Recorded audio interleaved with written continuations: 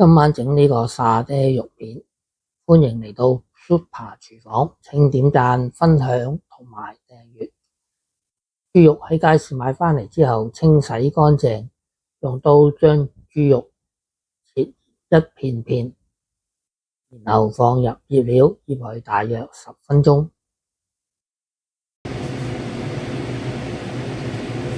呢啲就係今晚煮沙爹肉嘅材料啦。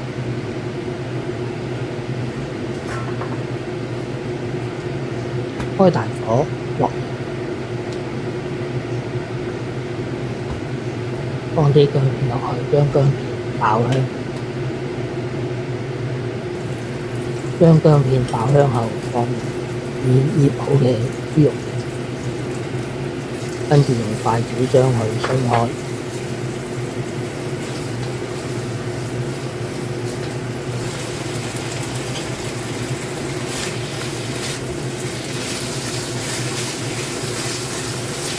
略炒佢一陣，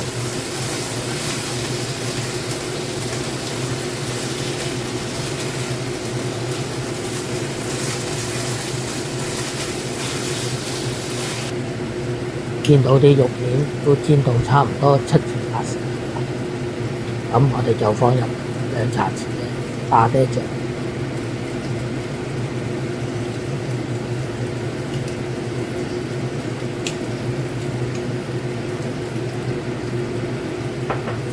將啲沙爹醬啲肉片撈勻，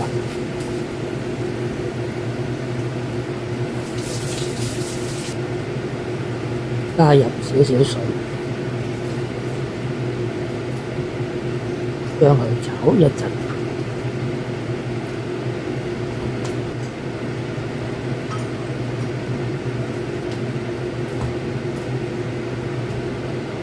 再放入已切好嘅青椒，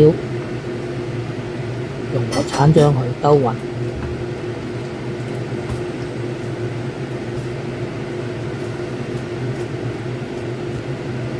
跟住就可以將佢冚蓋，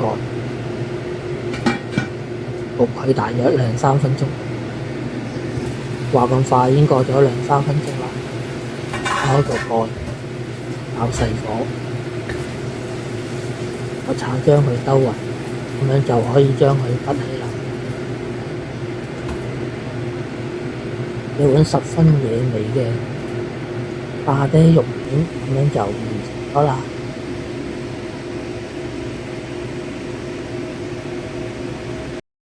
睇完片之後記得俾 like、分享同埋訂閱。